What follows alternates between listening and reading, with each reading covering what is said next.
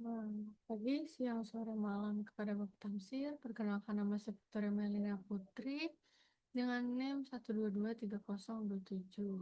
Nah, jadi di sini saya akan mempresentasikan untuk mata kuliah Manajemen Project Sistem Informasi dengan judul paper Analysis of Critical Success Factor in Information Technology Project Management, literatur review. Jadi langsung aja.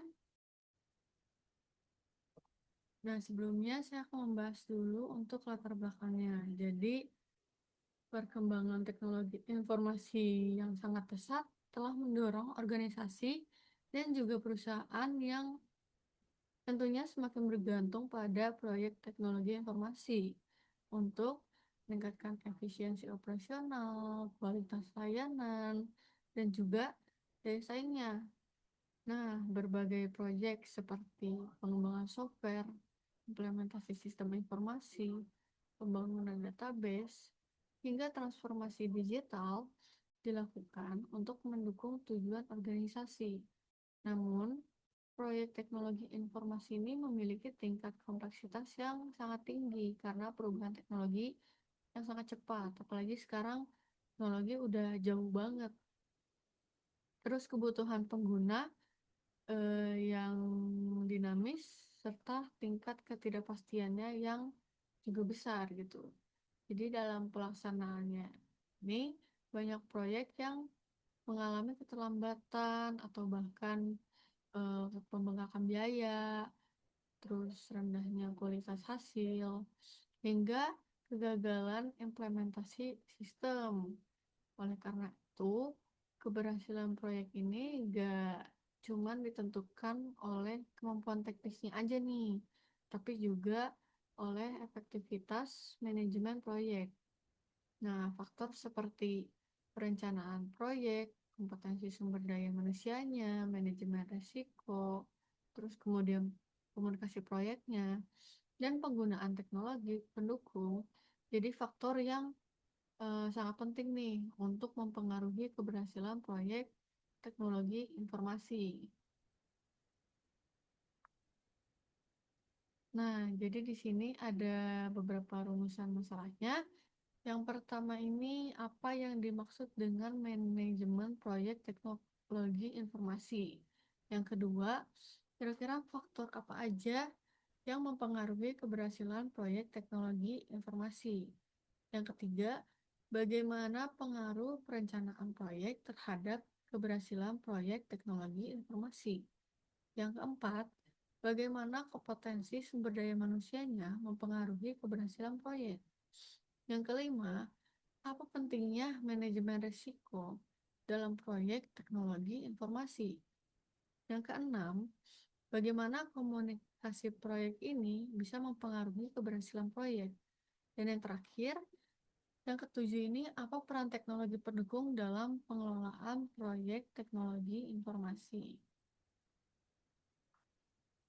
Nah, jadi berdasarkan rumusan masalah yang tadi, bisa didapat tujuannya. Nah, tujuannya yang pertama ini menjelaskan konsep manajemen proyek teknologi informasi. Yang kedua, mengidentifikasi kira-kira faktor-faktor apa aja yang menyangkut keberhasilan proyek teknologi informasi. Yang ketiga, mengetahui pengaruh perencanaan proyek terhadap keberhasilan proyek itu sendiri. Yang keempat, menjelaskan pentingnya kompetensi sumber daya manusia dalam proyek teknologi informasi. Yang kelima, menganalisis peran manajemen risiko dalam proyek teknologi informasi. Yang keenam, menjelaskan pentingnya komunikasi proyek dalam keberhasilan proyek. Dan yang terakhir, yang ketujuh, mengetahui manfaat penggunaan teknologi pendukung dalam pengelolaan proyek teknologi informasi. Nah, sebelumnya itu, saya akan menjelaskan konsep manajemen proyek teknologi informasi. Jadi, manajemen proyek teknologi informasi ini sendiri merupakan disiplin yang menggabungkan prinsip manajemen dengan karakteristik yang khusus, proyek teknologi informasi. Jadi dalam penerapannya ini, manajemen proyek digunakan untuk mengelola pengembangan softwarenya, terus sistem informasinya, infrastruktur teknologinya, dan juga berbagai aktivitas digital secara sistematis agar tujuan proyek bisa tercapai dengan efektif.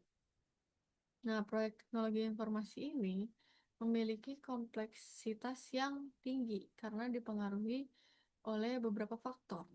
Misalnya, perubahan kebutuhan pengguna, perkembangan teknologi yang cepat, serta ketidakpastian lingkungan proyek. Oleh karena itu, pengelolaan proyek teknologi informasi ini membutuhkan pendekatan yang lebih fleksibel, terus lebih adaptif, dan juga terstruktur tentunya. Nah, keberhasilan proyek ini tidak hanya diukur dari tercapainya target, waktu, biaya, atau ruang lingkup proyek, tapi juga diukur dari kemampuan proyek dalam memberikan nilai tambah bagi organisasi atau perusahaan, serta meningkatkan kepuasan stakeholder. Jadi bukan cuman biar proyeknya ini capai target doang, enggak, tapi eh, juga diukur dari kemampuan proyeknya nih. Kira-kira dapat nilai tambah gak bagi sebuah organisasi atau perusahaan, atau bahkan meningkatkan kepuasan stakeholder sendiri. Selanjutnya ada metodologi penelitian. Jadi penelitian ini tuh menggunakan metode literatur review dengan pendekatan kualitatif untuk mengkaji dan juga menganalisis berbagai penelitian yang ada sebelumnya mengenai faktor keberhasilan manajemen proyek teknologi informasi. Nah, data penelitian ini tuh diperoleh dari berbagai jurnal, bisa dari jurnal nasional dan juga internasional, atau bahkan dari buku referensi, serta berbagai publikasi akademik yang berkaitan dengan manajemen proyek teknologi informasi. Nah, proses pengumpulan data ini tuh dilakukan melalui pencarian yang sistematis menggunakan kata kunci, seperti kayak misalnya Information Technology Project Management atau Project Success, atau bisa juga Project Success Factors.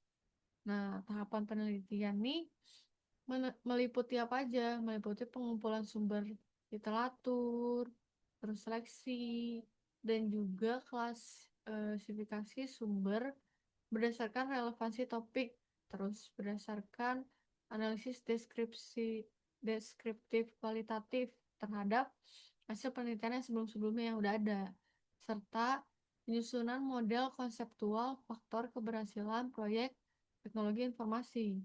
Jadi melalui metode ini tuh peneliti dapat mengidentifikasinya, bisa polanya, bisa kesamaannya, atau bahkan hubungan antar faktor yang mempengaruhi keberhasilan proyek teknologi informasi. Nah, terus di sini ada faktor-faktor keberhasilan manajemen proyek teknologi informasi. Nah, yang pertama ini ada faktor perencanaan proyek.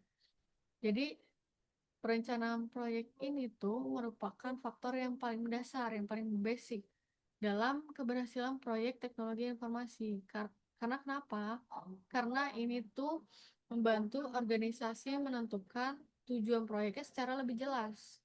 Terus juga menetapkan ruang lingkup pekerjaan, terus bisa juga menyusun jadwal, terus mengatur alokasi sumber daya, serta bisa menentukan anggaran proyeknya nih secara tepat. Jadi eh, si sumber dayanya bisa benar-benar dimaksimalin, terus anggarannya juga diminimalisir gitu.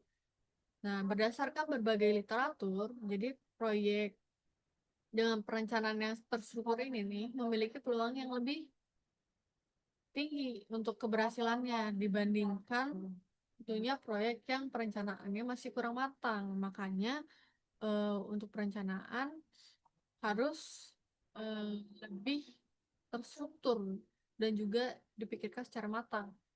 Sebaliknya, kalau perencanaan yang tidak baik itu sering menjadi penyebab utama nih dalam keterlambatan proyek atau bahkan pembengkakan biaya dan bahkan ketidaksesuaian hasil proyek dengan kebutuhan organisasi atau perusahaan. Jadi kalau misalnya perencanaan yang nggak baik, ini tuh selain bisa terlambat si proyeknya, nah biayanya juga bisa dikeluarkan jadi lebih besar atau bahkan nggak sesuai sih dengan kebutuhan organisasi atau perusahaannya gitu.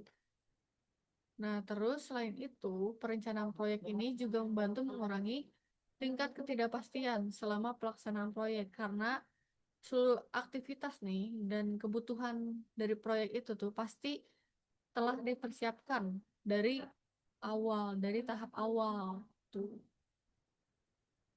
Terus selanjutnya di sini ada kompetensi sumber daya manusia. Jadi kompetensi sumber daya manusia ini merupakan salah satu faktor yang penting juga nih dalam keberhasilan proyek teknologi informasi. Karena kompetensi tersebut tim mencakup kemampuan teknis, terus keterampilan manajerial, terus pengalaman kerja, terus kemampuan komunikasinya, dan bahkan kemampuan dalam menyelesaikan masalah atau problem solvingnya. Nah, jadi project manager dan juga anggota tim yang kompeten lebih mampu menghadapi perubahan kebutuhan pengguna atau bahkan mengatasi permasalahan teknis serta menjaga kinerja tim selama proyeknya berlangsung. Nah, selain itu nih, sumber daya manusia ini memiliki kompetensi yang tinggi juga, mampu mengelola pengetahuan proyek dengan lebih baik. Jadi, meningkatkan efektivitas pelaksanaan proyek.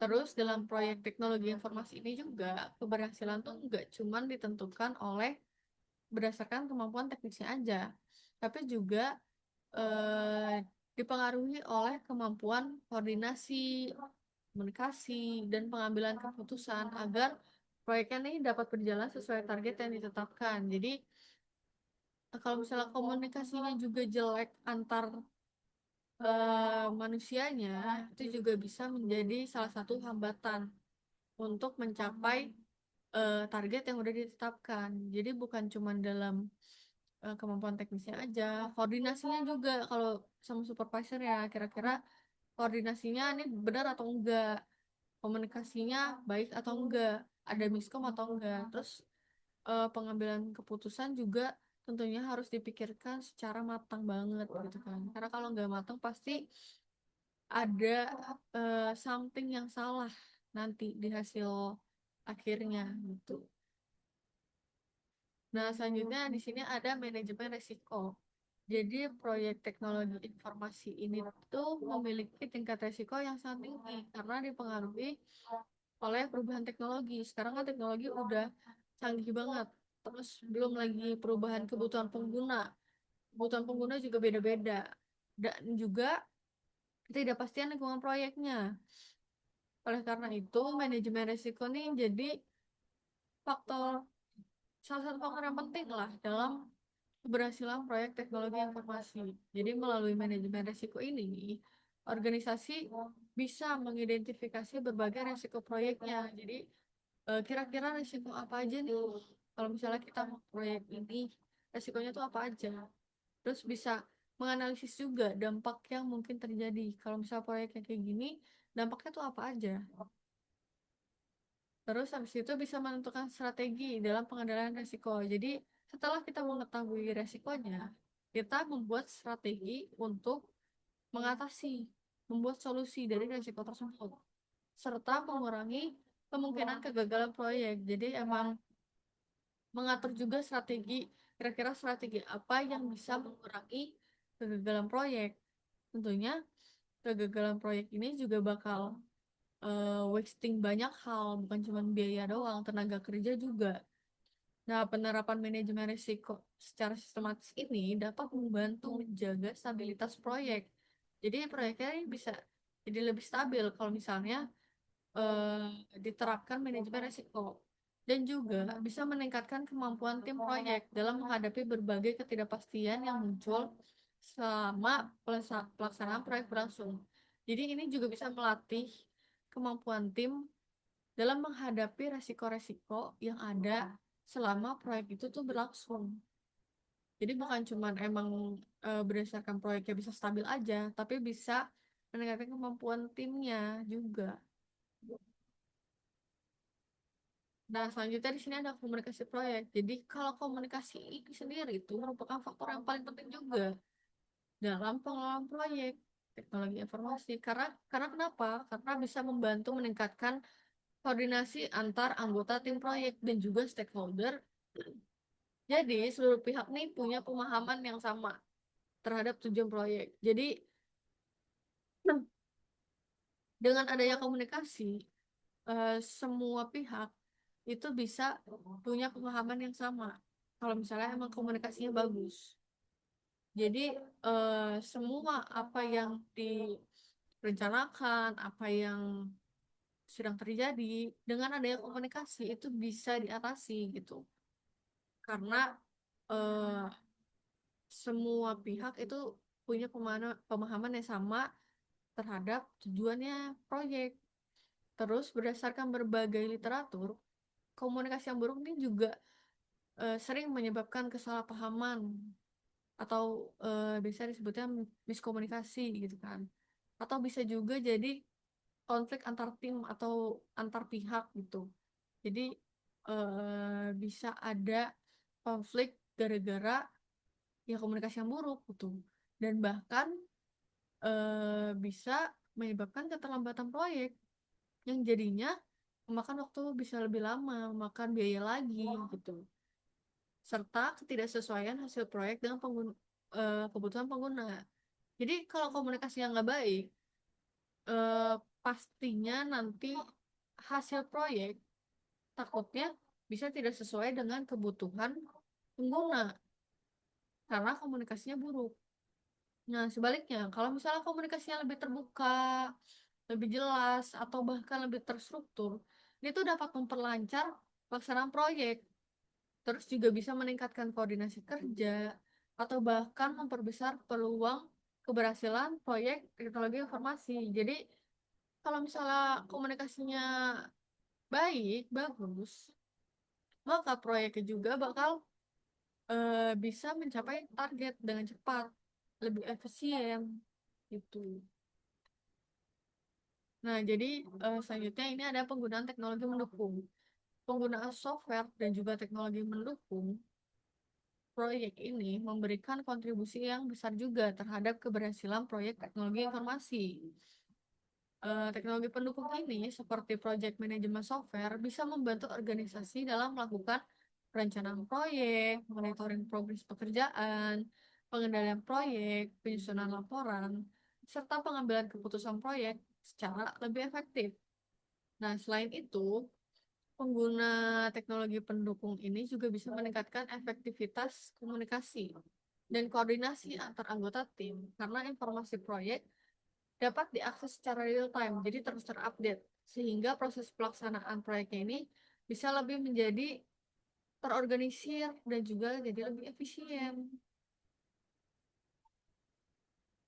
Nah, kalau hubungan antar faktor keberhasilan yang saya sudah tadi jelaskan, jadi kelima faktor keberhasilan proyek teknologi informasi ini tuh saling berkaitan. Jadi sama-sama penting dan saling mendukung satu sama lain. Jadi nggak bisa cuman kayak faktor yang ini doang atau faktor yang ini doang. Semua lima-limanya ini saling berkaitan. Nah, perencanaan proyek yang baik ini membutuhkan sumber daya manusia juga yang kompeten agar seluruh rencana ini bisa dilaksanakan secara efektif dan juga sesuai target. Selain itu, komunikasi yang baik juga diperlukan untuk memastikan seluruh anggota tim dan juga stakeholder ini memiliki pemahaman yang sama terhadap tujuan dan juga proses proyeknya. Nah, manajemen risiko juga berperan penting dalam membantu organisasi mengantisipasi berbagai ketidakpastian yang bisa menghambat pelaksanaan proyek itu. Nah, di sisi lain, penggunaan teknologi pendukung ini bisa membantu juga untuk meningkatkan efektivitas monitoring, koordinasi, serta pengambilan keputusan proyek. Oleh karena itu, keberhasilan proyek teknologi informasi ini tidak bisa ditentukan oleh satu faktor aja, melainkan eh, hasil integrasi dari kelima faktor tadi, kelima faktor manajemen proyek yang tentunya ini saling mendukung antara faktor satu dengan faktor yang lainnya. Nah, berdasarkan presentasi saya yang tadi, bisa ditarik kesimpulan bahwa berdasarkan hasil literatur review, dapat disimpulkan bahwa keberhasilan proyek teknologi informasi ini dipengaruhi oleh 5 faktor utama yang tadi, yaitu apa aja, perencanaan proyek, kompetensi sumber daya manusianya, terus manajemen risikonya apa aja, terus komunikasi proyeknya juga, dan penggunaan teknologi pendukung untuk proyek. Nah, kelima faktor ini tuh saling berkaitan dan secara bersama-sama menentukan keberhasilan proyek dari sisi waktu, biaya, kualitas, dan juga kepuasan stakeholder. Nah, perencanaan proyek yang baik ini membantu mengurangi ketidakpastian proyek, kompetensi sumber daya manusianya, terus meningkatkan kualitas pelayanan proyek.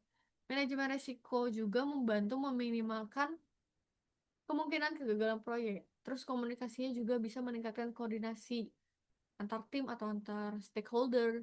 Sedangkan teknologi pendukung bisa membantu proses monitoring dan juga pengendalian proyek biar lebih efektif.